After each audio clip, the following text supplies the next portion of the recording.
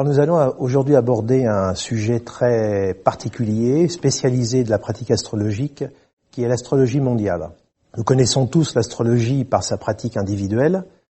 En revanche, l'astrologie mondiale reste un sujet peu exploré, très spécialisé, et qui demande donc une connaissance à la fois de l'histoire et de la pratique astrologique très pointue. Et pour nous accompagner durant cet entretien, j'ai à mes côtés deux personnes qui ne sont pas des personnes inconnues, des habitués de Baglis. À ma gauche, André Barbeau, qui a consacré 75 ans de sa vie à la pratique astrologique, et en particulier à la pratique de l'astrologie mondiale, dont il est l'un des grands spécialistes. Et à ma droite, Luc Biget, un doctorat en biochimie. En biochimie. Oui. Tu diriges aussi l'Université du Symbole, oui. C'est ça? Et j'ai cru comprendre que dans ton approche, tu voulais concilier l'approche scientifique de l'homme à l'approche symbolique. Pour toi, ces deux points sont indissociables et complémentaires. Ils sont surtout complémentaires. Complémentaires. Oui. Pour ouvrir la conversation, je vais vous poser une question très simple. Vous êtes tous les deux astrologues. Et qu'est-ce qui vous a amené tout particulièrement à vous intéresser à l'astrologie mondiale? André? Je crois que c'est déjà connu, mais il faut bien le répéter. J'ai eu la chance d'avoir un frère aîné, Armand Barbeau, qui lui m'a formé à l'astrologie à partir de l'âge de 14 ans. Et je sais maintenant que nous sommes trois à avoir commencé l'astrologie à 14 ans. Et alors, l'intérêt à la mondiale a été, pour ainsi dire, quasi immédiat, parce que nous, mon frère et moi, nous avions la passion de la politique, et pour cause d'ailleurs, ça s'est passé en 1936, le Front populaire, une révolution fantastique, et alors c'est à partir de l'intérêt porté à l'interprétation des événements qu'on s'est lancé un peu dans la mondiale. Voilà le point de départ. Luc? Moi, c'était, non pas 1936, parce que j'étais pas encore né, mais 1989. Il y a eu les événements qu'on connaît, et évidemment, j'ai regardé ce qui se passait dans le ciel à ce moment-là, et effectivement, il y avait des systèmes de conjonction importantes. Et je me suis dit, il y a forcément quelque chose qui se passe. Donc du coup, je me suis mis à regarder l'histoire du communisme de manière un peu plus en détail à travers les cycles Saturne-Neptune. Et au fond, c'est ça qui m'a à la fois convaincu et introduit à l'astrologie mondiale, en voyant qu'il y avait vraiment des liens, on va dire, entre l'état du ciel à un moment donné et les événements historiques collectifs. Et je trouve aussi que c'est un élargissement important par rapport à l'astrologie individuelle, parce que ça met en scène, au fond, les grandes... alors, moi j'ai une approche symbolique, donc je dirais comment les archétypes s'incarnent dans l'histoire.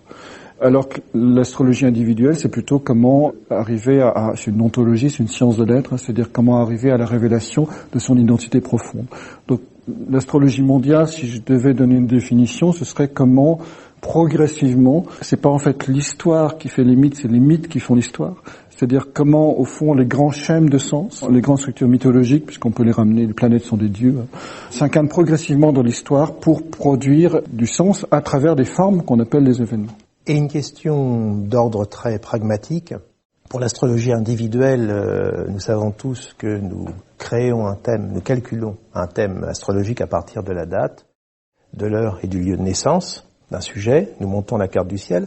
Mais en ce qui concerne l'astrologie mondiale, comment travaillez-vous? Quels sont les critères d'étude, de prospective pour l'astrologie mondiale? Alors, je reviens à mon point de départ. Nous sommes en 1936, et jusque-là, il y a des astrologues qui font quand même un peu de prévision de mondiale, et ils interprètent les aspects, les positions planétaires. Mais ils les interprètent d'une façon en séquence. Autrement dit, tel aspect, puis tel autre aspect, isolément. Et alors, ce qui se passe en 36, c'est un phénomène très important ressenti par mon frère. Il me dit, tu vois, cette année, il y a la guerre d'Espagne, on combat contre le communisme, et il y a les procès de Moscou, et nous sommes sous l'opposition Saturne-Neptune, et il y a eu la conjonction initiale Saturne-Neptune en 1917. C'est là, à la conjonction, qu'il y a eu la révolution russe. Et alors, il y a donc une antinomie entre la naissance d'un courant et des phénomènes oppositionnels. En Russie, on démolit carrément ce qui s'est passé en 17, et en Espagne, c'est la guerre contre le communisme, contre le socialisme.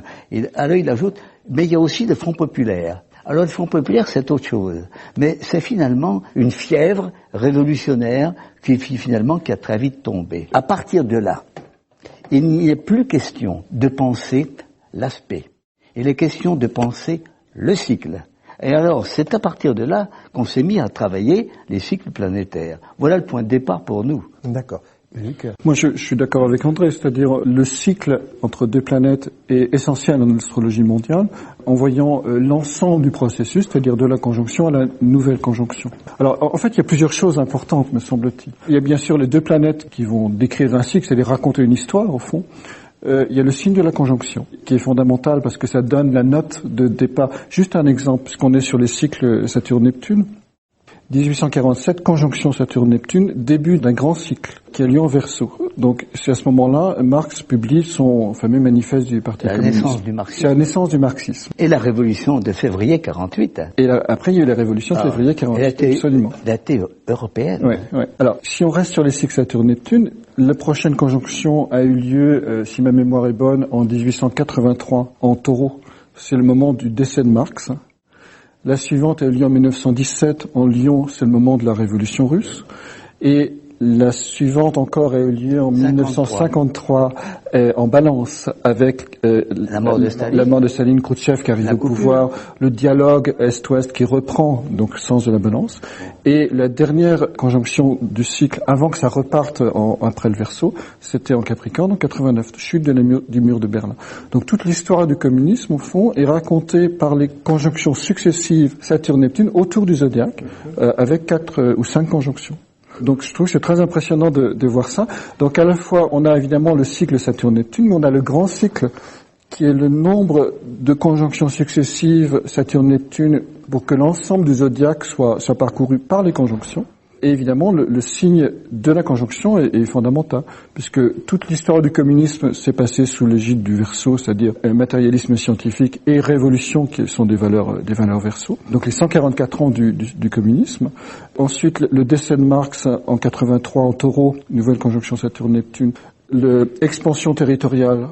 Vous parlez de la conjonction de 1880 1883. C'est 82. 82. Oui. Mais dites, c'est surtout l'éclatement des partis marxistes en Europe. Oui, la diffusion, vous voulez dire, la multiplication. Il y a une question que je voudrais vous poser au milieu de ça, c'est pourquoi le cycle de conjonction est prédominant, le plus important. C'est pas la conjonction. Non, tout est important. Ça n'a pas le même sens. Voilà. Alors justement, quel sens tu accordes à la conjonction? La conjonction, c'est un moment semence. C'est une germination. Alors que l'opposition, c'est une étape fleur. C'est-à-dire, c'est une floraison. C'est l'objectivation, la matérialisation d'un processus. 1917, c'était l'opposition par rapport à 1847. C'est-à-dire, 1847, conjonction en Verseau. 1917, nouvelle conjonction en Lion. Donc, c'est un peu compliqué, mais la conjonction de 1917 a joué un rôle d'opposition par rapport à la conjonction du début du cycle de 1847. Je pensais que c'était un saut. Encore à un niveau supérieur. Oui. Ça peut aussi bien être l'un que l'autre, hein. Mais c'est quand même un saut. Alors c'est un saut à un niveau supérieur parce que c'est une opposition, c'est la matérialisation de l'idéal marxiste dans une révolution, mais en même temps c'est le début de la révolution. Donc c'est à la fois une valeur d'objectivité, opposition, parce que c'est l'opposition du grand cycle, mais nouvel État qui naît, qui va être l'URSS à partir de 1921, parce que c'est une conjonction. Et le lion, c'est l'affirmation identitaire. Parce qu'au fond, la configuration de la naissance du marxisme, ce n'est que du virtuel. C'est-à-dire en 80, celle de 48, de 47. J'ai une 47. De 47-48, ouais. C'est au fond la naissance de l'idée, de la donnée, si j'ose dire. Et alors, celle d'après, de 82, c'est déjà un établissement. Il y a des partis socialistes marxistes qui s'installent sur le continent. Donc c'est une valeur de carré croissance. Et alors c'est une croissance. Voilà. Et alors 1917, c'est une concrétisation. Le marxisme, enfin le parti communiste s'installe en Russie. 52, c'est encore un dépassement. Staline disparaît et c'est là que se joue le phénomène inverse. Voilà. On aboutit à la conjonction de 68 avec l'effondrement du communisme. Oui, oui. 89. Le 89. 89-90, ça dure de 89-90. D'un seul coup, ça a basculé dans le négatif. Et il faut avoir recours à d'autres cycles pour pouvoir voir cette donnée. Moi, vous savez que j'ai fait cette prévision 30 ans à l'avance. Oui, j'ai vu ça. J'en ai fait deux. J'avais l'occasion de dire 52, 53, il va y avoir un renouveau. Et j'annonce un changement. Ma formule, c'était de dire un renouveau des hommes d'État au Kremlin. Staline meurt au mois de mars. Alors, bon, d'accord. Alors, dès lors que cette prévision a marché, je suis sûr que celle de 89 va marcher. Alors, j'ai donc tambouriné ça pendant tout le long du cycle, hein. Mais en étudiant toujours, pour être sûr, le semi-carré, le sextile, le carré, le trigone, l'opposition, d'un bout à l'autre. Hein. Et chaque fois, ça répondait. Alors ma question, quand on a donc une continuité du phénomène cyclique, bon, on se dit, ça va marcher. Et en plus, qui est donné par le sens des planètes en jeu. C'est-à-dire, Saturne, Neptune, c'est littéralement la matérialisation de l'utopie. Oui. Neptune, l'utopie, Saturne, la matérialisation. On a plusieurs critères. On a le critère du cycle, on a le critère du signe du zodiaque où commence le cycle, et on a le critère du sens des planètes en jeu. Donc là, ça permet de focaliser quand même sur des choses très précises en mondial. Mais la question, les cycles donc brassent, je dirais, entre guillemets, de l'événement collectif. J'ai bien entre guillemets tout cela. Et ma question, c'est, il y a les États, il y a les chefs d'État. Et les chefs d'État impriment donc sa volonté sur la masse. Hein. On a un exemple aujourd'hui avec ce qui se passe en Tunisie. Bon. Donc, c'est un exemple contraire, hein, plutôt. Que devient non, mais je parle de l'événement justement. Là, il est renversé. C'est-à-dire qu'il y a un événement quand même qui correspond aussi à un cycle actuellement planétaire. Bon, mais ma question, c'est la part d'intervention dans tout ça du thème individuel, qui est le thème du chef d'État en la circonstance. Est-ce que vous en tenez compte dans vos interprétations de mondial? Est-ce que ça intervient après? Il y a quand même un déterminisme collectif qui passe au-dessus du déterminisme individuel. La meilleure preuve, c'est que la plupart beaucoup d'hommes d'État prennent le pouvoir en ayant une intention, un programme, puis leur programme, ils ne se réalisent pas. Ça, je pense que... Oui. D'accord. D'autant plus que c'est très difficile sur le long terme de savoir qui sera aux commandes dans 5 ans, dans 10 ans, dans 20 ans. Donc le thème du chef de l'État, au mieux, c'est dans l'année en cours. Par contre, effectivement, les grands cycles mondiaux astrologiques sont un facteur prédominant sur les facteurs de l'individu.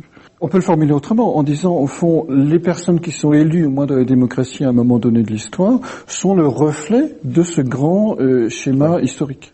Donc, est-ce qu'on peut apparenter, en quelque sorte, l'astrologie mondiale à l'inconscient collectif dont avait parlé Jung, selon vous? Mais oui, bien sûr. Un exemple flagrant, c'est le cycle d'Hitler. Le cycle du nazisme commence à la conjonction Jupiter-Pluton de 31 et il s'achève à la conjonction de 43. La guerre a duré un peu plus longtemps, mais il y a un devenir du cycle qui est extrêmement frappant. Le cycle du nazisme, c'est Jupiter-Pluton et le cycle des guerres mondiales, c'est Saturne-Pluton, en fait. Alors, il faut faire intervenir tout ensemble. Oui, absolument. Alors, ici, on dépasse. Alors, j'en suis venu à la notion d'indice cyclique parce que il faut faire venir l'ensemble de toutes les planètes. Enfin, et alors, il apparaît nettement que quand les planètes autour du Soleil se dilatent, prennent de l'espace, là, on fait l'addition des distances des planètes. L'indice est ascendant et généralement, il y a une créativité, il y a une positivité de l'essor de la société mondiale, et quand l'indice dégringole, c'est absolument l'inverse. Et alors, le plus significatif des deux guerres mondiales, c'est qu'elles se situent au moment d'une grande concentration planétaire. Et alors, d'ailleurs, c'est facile, il suffit de lire le nombre de répertorier les grandes conjonctions. Il y a de 14 à 19, parce qu'il y a après, la guerre finit en novembre 18, et puis il y a la suite. Alors, de 14 à 19, vous avez une conjonction 14, deux conjonctions ensemble, Jupiter-Uranus, Saturne-Pluton, il y a après Saturne-Neptune, enfin, il y a 4 ou 5 conjonctions. Et vous avez la même chose de 40 à 45. Alors, il est normal qu'il y a donc des concentrations planétaires et que le graphique puisse le percevoir. J'ai formulé une prévision première pour le XXIe siècle en montrant ce graphisme et on voit, qu'est-ce qui se passe? On voit pour 2010 une pointe aiguë en bas. La crise de 2010 était très prévisible. Et alors, on a un indice qui chute considérablement. On a un effondrement qui aboutit à une pointe très basse, la principale, la plus basse de tout le XXIe siècle pour 2020. La crise actuelle n'est que un processus qui va jusqu'à 2020. Je suis d'accord que la crise de 2020-2021, et après on repart, il y aura une nouvelle expansion à partir de 2026. Mais par-delà les dates, ce qui me paraît important, c'est trois choses dans l'astrologie mondiale. J'ai envie de dire la vision, la méthode et les applications. La vision, c'est quoi? Pour moi, en tout cas, l'astrologie mondiale permet de voir comment l'anima mundi, l'âme du monde, s'incarne progressivement dans les processus historiques. Et notamment avec Uranus, Neptune, Pluton, parce que on pourrait dire Uranus, c'est entre guillemets, la pensée de Dieu, le monde des idées platoniciennes. Neptune, c'est l'amour de Dieu, et Pluton, c'est la volonté de Dieu. Autrement dit, Neptune valorise liberté, égalité, fraternité. Pluton, liberté avec Uranus, fraternité avec Neptune, et égalité avec Pluton. Fraternité, pardon, avec Pluton. Ah, c'est pas Neptune, la fraternité. Alors, je réponds, c'est au niveau symbolique. Ça dépend des définitions qu'on donne, parce que c'est très ambivalent. Mais simplement, je voudrais développer la vision qui est au fond les grands mouvements des planètes dans le ciel, organise l'histoire et montre au fond comment, je l'évoquais tout à l'heure, comment le mythe s'incarne dans l'histoire. Autrement dit, comment l'âme du monde, pour reprendre la vision de Hegel, comment à travers l'histoire humaine, l'esprit devient conscient de lui-même. Et donc on a la chance d'avoir ce système astrologique qui permet de comprendre le processus de ça, parce que ça se réalise pas d'un coup. Donc on n'est pas dans une dimension religieuse où l'archétype, le Dieu s'exprime à travers les croyants dans cette foi. On est dans quelque chose de beaucoup plus ouvert, qui montre comment au fond le monde des idées, le monde de l'amour et le monde de la puissance de la volonté, et non pas la volonté de puissance, Pluton, s'exprime progressivement dans les affaires humaines. Et donc ça va prendre des formes à travers les événements. Donc ça, c'est la vision. Après, on a la méthode. Alors la méthode, évidemment, il y a l'approche des cycles qu'on évoquait tout à l'heure, mais c'est insuffisant en astrologie mondiale. Est-ce qu'il y a une géographie planétaire? C'est-à-dire pourquoi, au fond, Saturne-Neptune s'est incarné à Moscou, et pourquoi il s'est pas incarné à Washington ou à Paris, etc. Pourquoi l'incarnation du mythe de Prométhée, qui correspond à la découverte d'Uranus, pourquoi elle s'est incarnée, on va dire, en France, avec la Révolution de 89, sur le plan social, sur le plan émotionnel, on va dire. Pourquoi elle s'est incarnée en 1760 en Angleterre avec le début de la Révolution industrielle, et pourquoi elle s'est incarnée aussi aux États-Unis en 1777 avec la première constitution au monde. C'était plus un roi, un pape qui dirigeait la planète, mais un bout de papier. Donc ça, c'est une vraie révolution uranienne. C'est-à-dire c'est la pensée qui domine et non plus les personnes. En fait, si on regarde un peu, on voit que, donc ça, c'est très prométhéen, au fond. Et on voit que ce mythe de Prométhée, il s'est incarné, il s'est manifesté en Angleterre sur le plan physique, c'est la révolution industrielle, aux États-Unis sur le plan mental, c'est-à-dire la conception de la Constitution, et en France sur le plan émotionnel. Donc après, on peut mieux comprendre pourquoi il y a des types d'échanges qui s'installent entre ces trois nations. Donc ça, donc réfléchir à j'ai pas toutes les clés malheureusement, mais réfléchir à une géographie planétaire, et donc ça c'est le problème. C'est le problème. Et donc des chakras, l'équivalent des chakras sur le corps planétaire. On peut dire par exemple que le pôle Nord correspond au centre coronal, mais peut-être que le Jérusalem correspond au plexus solaire. C'est une projection anthropomorphique. Alors oui et non, c'est-à-dire c'est une analogie.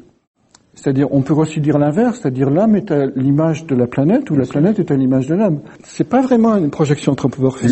C'est l'organisation d'un grand système qui se répète à tous les niveaux d'organisation. On peut aller plus loin. L'homme est planète et la planète est homme. Voilà. Donc c'est une pensée analogique. C'est le fondement. Alors, ce qu'on connaît le mieux, en principe, c'est l'homme. Donc après, on peut. Mais si on regarde l'histoire. Oui, André. On bute à ça. On a du mal à pouvoir le localiser. Ça, c'est difficile. Ça, c'est très difficile, oui. Alors, et peut-être ça fluctue dans le temps. Parce que c'est vrai que, au moins alors je sais pas comment ça va faire après, mais au moins jusqu'en 1989-91, Le nord de l'Europe était plus sensible à Neptune, c'est-à-dire aux idéaux de partage. Le sud était plus sensible à Uranus, c'est-à-dire la dimension libérale. Et entre les deux, on a cette zone de tous les dangers, qui est l'ancienne Lotharingie, je veux dire, parce que tu sais, qui est plutonienne. Tu peux interpréter après. Ce qu'il faut, c'est arriver à interpréter avant. Voilà, c'est le test cardinal d'un modèle astrologique de l'histoire. C'est toujours la grande question. Mais regarde quand même, si tu regardes l'histoire, et encore aujourd'hui, il y a une zone que j'appelle la zone de tous les dangers qui va de Bruxelles à Manille, qui est liée à Pluton, au cycle de Pluton. C'est-à-dire, les grandes catastrophes mondiales sont nées dans ces territoires-là. Les 2 guerres mondiales sont nées dans les Balkans. La Belgique, aujourd'hui, elle est un peu secouée. Et si on descend, on arrive à quand? On arrive à la Turquie, on a Israël, l'Iran, l'Irak, l'Afghanistan.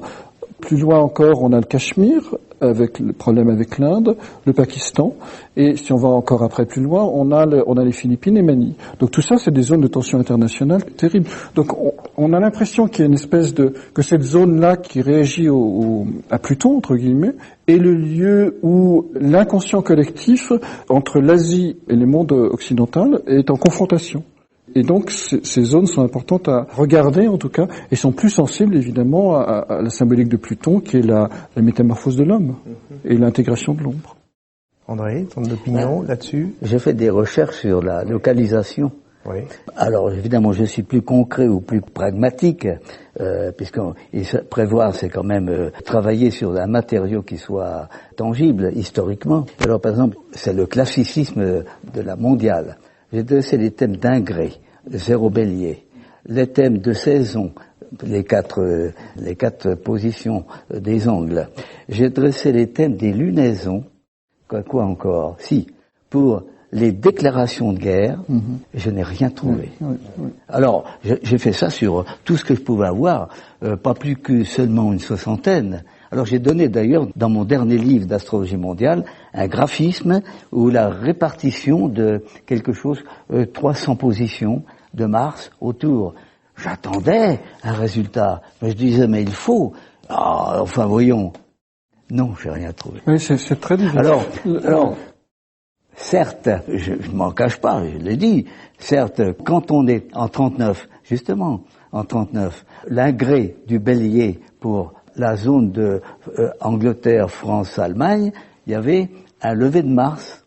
Il y avait également une culmination de Mars. Je me rappelle plus d'ailleurs. Peu importe, il y avait une angularité, levée ou culmination de Mars, à la fois à l'ingrès du Bélier, 21 mars, 39, également à l'ingrès de l'été, car la guerre a éclaté le 1er août, donc entrée du soleil en Cancer également, et la lunaison du mois d'août, où il y avait également un élément angulaire de Mars. Alors, j'ai vu ça aussi pour la Seconde Guerre pour les 2 guerres mondiales. Hein. Mais une fois que j'ai fait ça pour les autres pays, j'ai rien trouvé. Alors, je sens que, dans ce cas-là, qu'est-ce que je fais? Je n'y touche plus. Finalement, ma pratique astrologique est très limitée. Elle concerne l'essentiel des cycles. Et je peux pas faire plus. Oui. Alors, il faut toute une équipe d'astrologues pour travailler ces choses-là. L'élément clé, c'est vraiment le cycle. Et en voyant que, en même temps, toutes les conjonctions d'un grand cycle, c'est-à-dire le temps que toutes les conjonctions se fassent autour de tous les signes du zodiaque, n'ont pas le même sens, n'ont pas la même portée. Je veux dire, lorsque Marx, pour reprendre cet exemple, en 1847, écrivait son manifeste à la bibliothèque de Bruxelles, c'était un événement absolument anodin. Et donc les débuts du grand cycle sont anodins. Par contre, la révolution de 1917, qui est l'opposition du grand cycle, mais qui était aussi une conjonction Saturne-Neptune, était visible pour tout le monde. Donc toutes les conjonctions n'ont pas le même sens. Il faut vraiment les replacer dans le contexte de l'ensemble du zodiaque. Ouais, j'ai fait ça aussi. Alors la question que je voudrais aborder maintenant, c'est revenir à l'homme, et l'homme est au centre de tout, de toute façon, de tout cela. Hein. On note les cycles à venir. On peut dégager une tendance à partir de ce que vous avez développé l'un et l'autre, tendance de la planète, du signe, etc. Mais là-dessus, on peut avoir le sentiment qu'il y a une sorte de fatum qui est là, qui règne. C'est le sentiment qui peut se dégager, qu'il y a un fatum qui est là, à l'intérieur de laquelle l'homme, l'être, est pris. Mais l'homme est aussi habité par un monde symbolique qui est son propre thème de naissance. Donc, quelle est la part d'interaction sur les deux? Parce qu'après tout, c'est de l'homme que naissent les révolutions. C'est lui qui en est porteur. Moi, je suis très proche. C'est la même chose. De Prométhée. Oui. Et le feu prométhéen, pour moi, est toujours là. Oui, mais... Et quelle est la part, donc, d'action? Ma question est un petit peu compliquée parce qu'elle peut ouvrir un vaste débat. Mais quelle est la part que nous avons à l'intérieur de tout ça? Je veux dire, on a une pensée séparatiste. Et c'est un peu le problème d'Uranus, qui a une pensée paradoxale et séparatiste. Mais ça existe quand même. Mais juste, je voudrais... Non, vas-y. Le thème astrologique individuel et l'astrologie mondiale, c'est la même chose. Simplement, le thème astrologique, c'est un moment d'un grand cycle mondial. Donc, tout dépend comment on voit le truc. C'est-à-dire, est-ce qu'on est focalisé sur le grain de sable ou est-ce qu'on est focalisé sur la plage? Mais les grains de sable, ils font forcément partie d'une plage. Donc, il n'y a pas de différence entre l'un et l'autre. On est la matérialisation à travers notre identité, notre corps, nos valeurs, d'un moment particulier du cosmos. Et l'astrologie décode la succession de tous ces, l'astrologie mondiale décode la succession de tous ces moments du cosmos, et l'astrologie individuelle essaie de révéler au plus fin la lumière du grain de sable. Mais lorsque tous les grains de sable seront de lumière, l'histoire aura changé. Bien sûr. Mais en même temps, pour rester dans la métaphore, le mouvement des vagues sur la plage est infiniment plus puissant que le grain de sable. Autrement dit, on est forcément conditionné par l'histoire.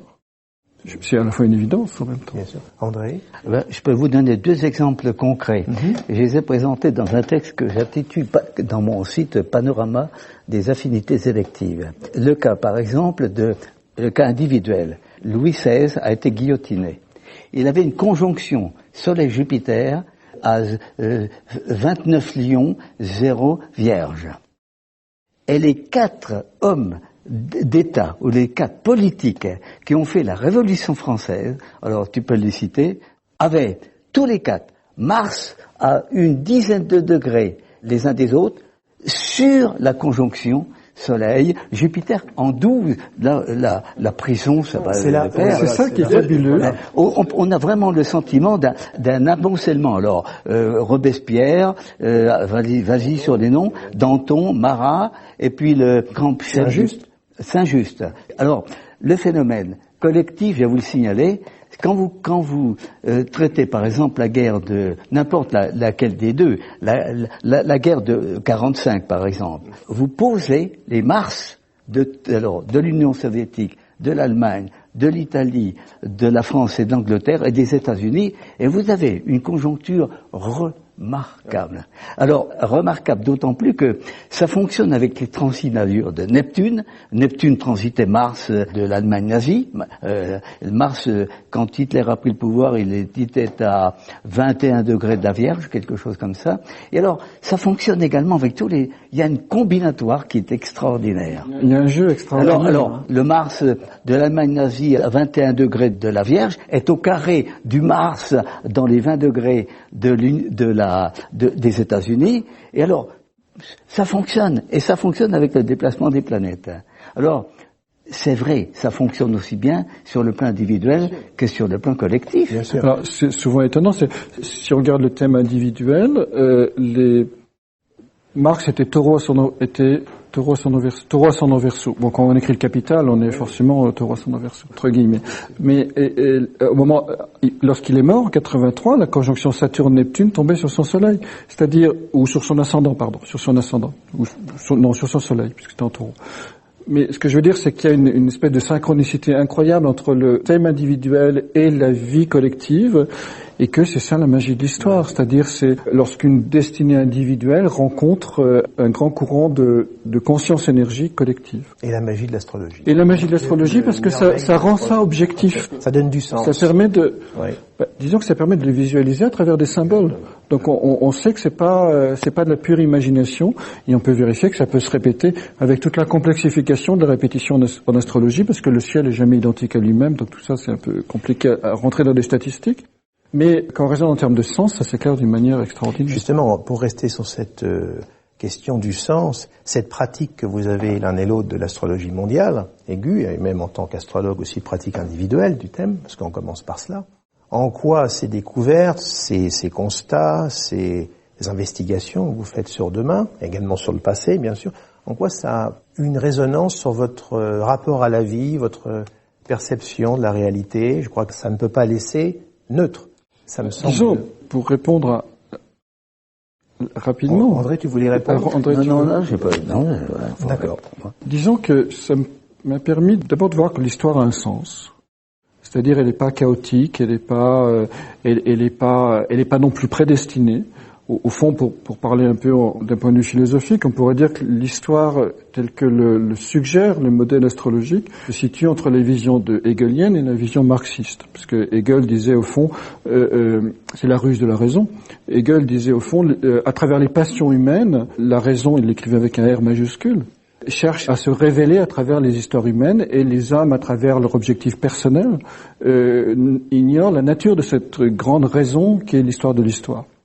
Et Marx disait inversement, il faut construire, il faut pas philosopher la réalité, mais réaliser la philosophie. C'est-à-dire, l'homme est à même de prendre en main son destin, donc il va construire son histoire. Et là, je crois que l'astrologie permet de comprendre qu'on peut se situer à mi-chemin entre l'un et l'autre. C'est-à-dire, il y a bien une raison dans l'histoire, mais on peut prendre en main sa propre histoire en étant conscient du déroulement de cette raison-là, qui est donnée par le mouvement astrologique.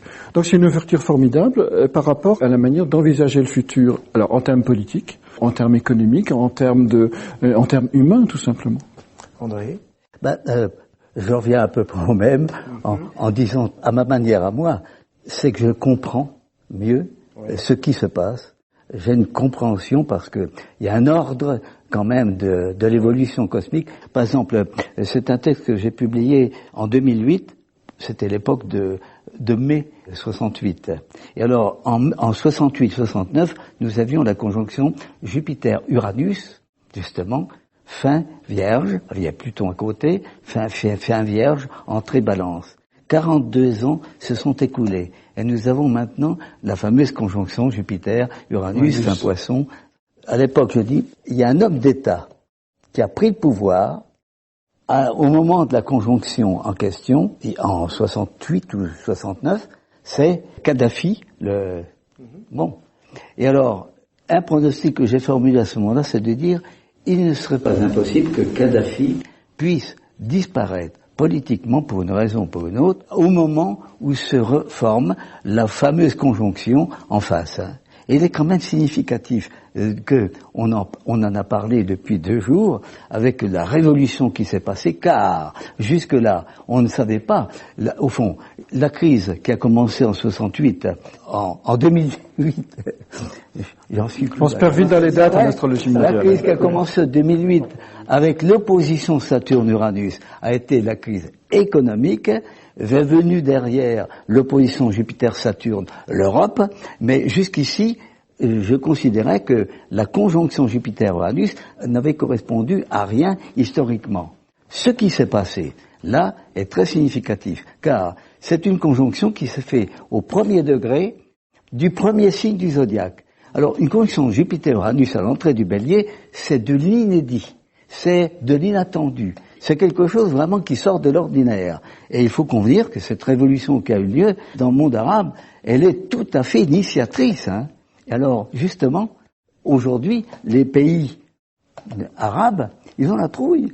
Et Kadhafi est intervenu en disant, mais il faut faire quelque chose. Ce serait intéressant de savoir s'il n'y a pas eu un renversement qui s'est fait.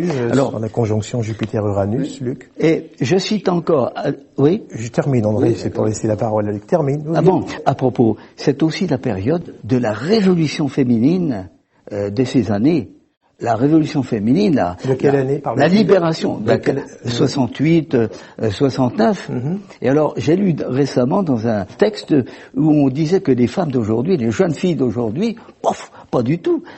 Ces vieux jeux, tout ça, la pilule, on se dépatouille comme on peut, un phénomène de renversement significatif. C'est très intéressant de comparer effectivement cette période qu'on a connue, qui est un tournant important, et celle qui arrive là. Alors il n'y a pas de ça. Je suis pas spécialiste du cycle Uranus Jupiter. Je les ai pas étudiés, mais simplement Jupiter, on va dire, c'est la loi commune. Et pour faire simple, hein, et Uranus, c'est le changement de paradigme. Donc il y a effectivement des bouleversements sociaux qui fait qu'il y a une aspiration à la liberté, etc. Ce qui m'a frappé par rapport à l'histoire de la Tunisie, c'est que Ben Ali était dans sa 23e année de règne. Or, 23, c'est 24 moins 1, c'est-à-dire 2 cycles de Jupiter moins 1. Puisque c'est un cycle de 12 ans. Hein. Et si on regarde un petit peu l'histoire de la 4e et 5e République, les crises gouvernementales, c'est au bout de 11 ans, c'est-à-dire c'est la fin du cycle de Jupiter. Donc quand j'ai entendu ça, je me suis dit, la révolution va peut-être à tort, parce que c'était sans analyser plus la situation, mais lui, il était dans sa tête en fin de règne, puisqu'il était dans la 11e année de son 2e cycle de Jupiter. Donc là, on est... Là encore, une incroyable correspondance entre un destin individuel et une destinée collective qui est la destinée de la Tunisie. Pourquoi ça a fonctionné comme ça? Parce qu'il y a eu la rencontre des deux. C'est pas évident qu'en Algérie ou au Maroc, ça se passe de la même manière. La preuve, c'est qu'il y en a un qui a tenté de s'immoler par le feu en Algérie, mais je veux dire, c'est de l'imitation. L'énergie est pas là, donc ça ne peut pas marcher. Absolument. Donc, oui. Et donc, il y a quand même, je veux dire, une identité qui s'incarne dans un lieu donné, en fait. Je dis identité, c'est très impropre, mais il y a quand même... il y a des qualités d'énergie, ou des forces signifiantes qui s'incarnent dans des endroits donnés, dont on n'a pas les clés, ou pas toutes les clés, malheureusement, sur le plan géographique, et ça, c'est un peu le Graal de l'astrologie mondiale. Hein. Et probablement que ces lieux, ils changent en fonction des signes astrologiques où ont lieu les conjonctions et en fonction du temps, donc c'est assez compliqué. Mais en tout cas, ce qu'on sait faire, c'est, une fois que c'est incarné quelque part, c'est décoder le déploiement de ce fil d'histoire-là qui commence à se tisser de sa naissance jusqu'à sa mort. Et oui, André, tu voulais rebondir? Et il y a une date rapprochée maintenant, on va pouvoir observer la valeur de la conjonction Jupiter-Uranus. Alors, dans le style traditionnel, c'est le règne du feu, Uranus, et Bélier, et alors, il va s'adjoindre le passage du Soleil et de Mars, toujours du feu. Il va y avoir un alignement Soleil-Mars, avec Mercure d'ailleurs, Jupiter-Uranus, qui va se produire fin mars, début avril. C'est un tournant qui était très important. Alors, autrement dit, le passage des 3 rapides sur la conjonction est significatif que ce que contient, ce que portent les 2 planètes lentes va se manifester intensément. Le feu d'Uranus et l'air de Jupiter. Jupiter y ajoute un élément de souffle.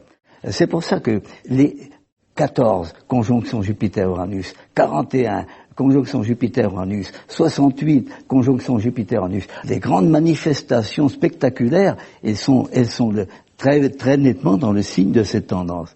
J'attends vraiment qu'est-ce qui peut se passer. Oui, c'est le cousinage. Là, on peut localiser ça autour de la Zeus et Prométhée, absolument. Donc ça ne peut donner que des étincelles. Oui. Complètement. Oui, c'est ça. C'est 2 silex qui se rencontrent. Alors, dans un texte récent, j'ai fait une autre interprétation.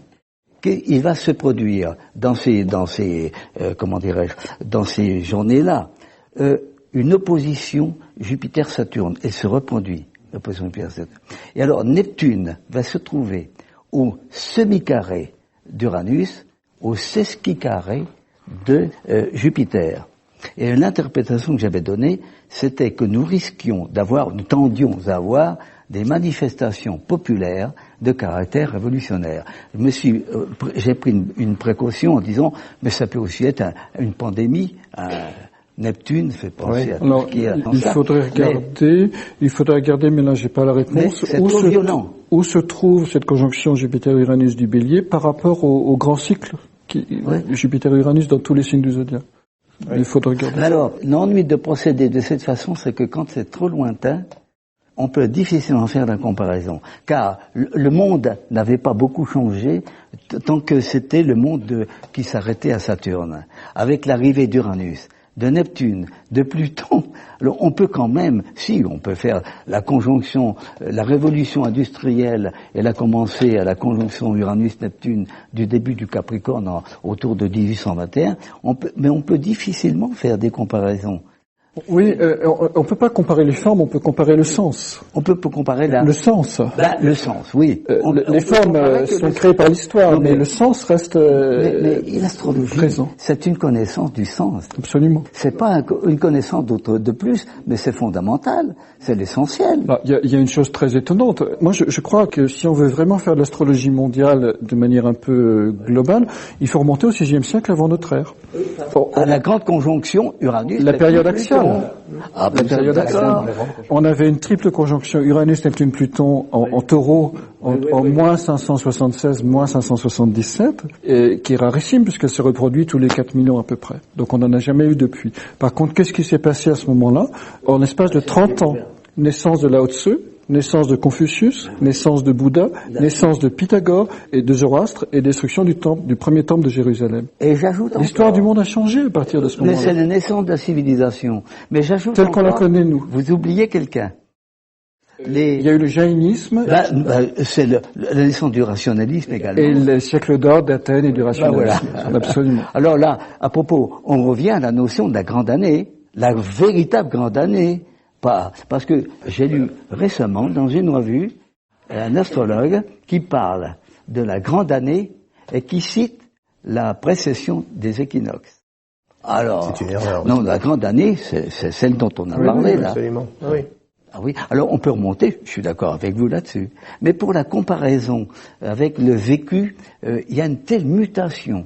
Et vous voyez la mutation en cours actuellement avec la découverte des exoplanètes. On est allé du côté on découvre au-delà de Pluton. Je vais te poser une question à André, parce que effectivement la découverte d'Uranus, Neptune, Pluton a accéléré l'histoire d'une manière fabuleuse. 1781, Uranus, ensuite Neptune, ensuite Pluton. Mais est-ce qu'on a des idées sur la fonction de Eris, la dernière planète qu'on a trouvée récemment, en astrologie mondiale? Oui. André?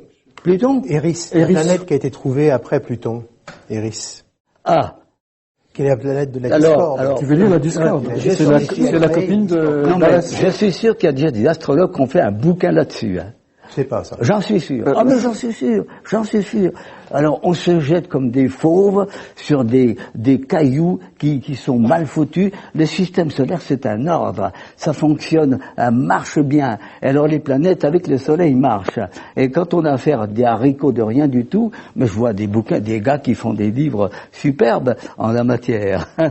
Non, mais... en termes de taille, Eris, si je ne m'abuse, plus grosse que Pluton. Oui, elle est plus importante. On peut dire que Pluton appartient on revient à Pluton, il appartient au système solaire dans la mesure où un fragment de son orbite se situe entre Uranus et Neptune. Les autres sont au-delà. Je me garde bien comme astrologue de faire des interprétations là-dessus. Je me dis, il faut attendre. D'ailleurs, les astrophysiciens, et surtout les astronomes, ils n'arrivent pas à se retrouver. Alors qu'un astrologue se jette sur ces choses-là en faisant des interprétations, je me dis, oh là là. Mais justement, le fait que Pluton ait été rétrogradé en planète naine, est-ce que ça a changé quelque chose pour toi, ou André? Non. Le fait que, Pluton a été en 2006 rétrogradé planète naine.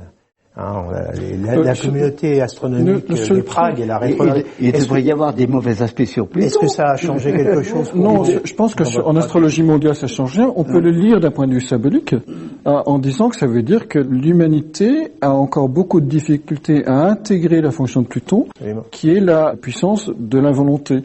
Alors que son aspect ombre, c'est la volonté de puissance.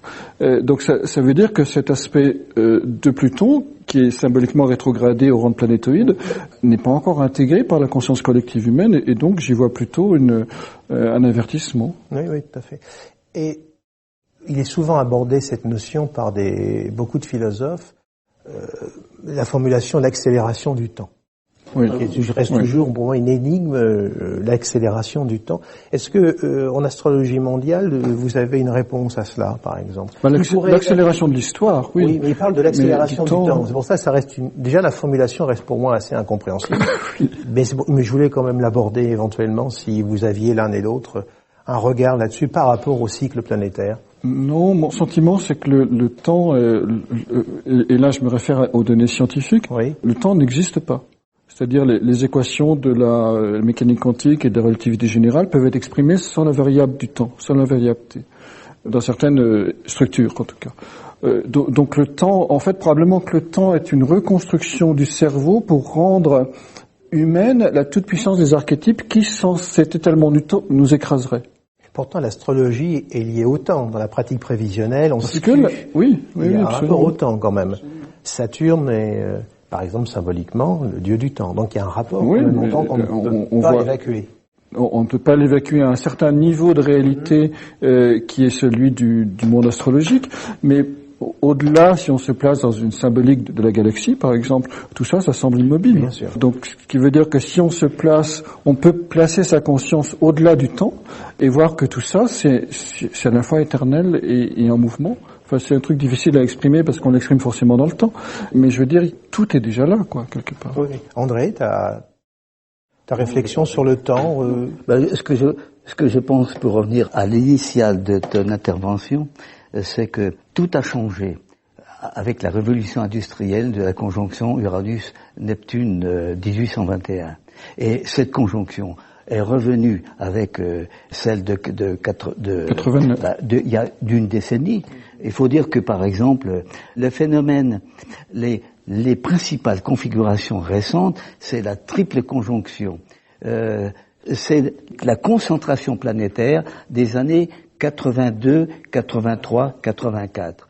Ce sont les années où l'ordinateur personnel fait son apparition. Il y en avait qui en avaient avant, mais ça a éclaté dans les années. Alors, il y a eu un essor de la révolution technologique à cette époque considérable.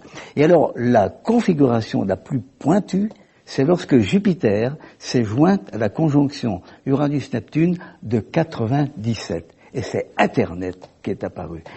Internet est apparu, a commencé un peu, mais il y a eu une explosion d'Internet dans cette année-là. À l'an 2000, il y avait déjà une population considérable. Alors au fond, ce qui s'est passé avec la conjonction Uranus-Neptune, c'est surtout cette mutation qui s'est opérée. Alors pour aller dans ce sens, sans entrer dans des choses trop techniques, ce qui s'est passé depuis en gros entre 85 et 90, quoi. C'est l'équivalent sur le plan des cycles astrologiques de l'arrivée au pouvoir de César en moins 60.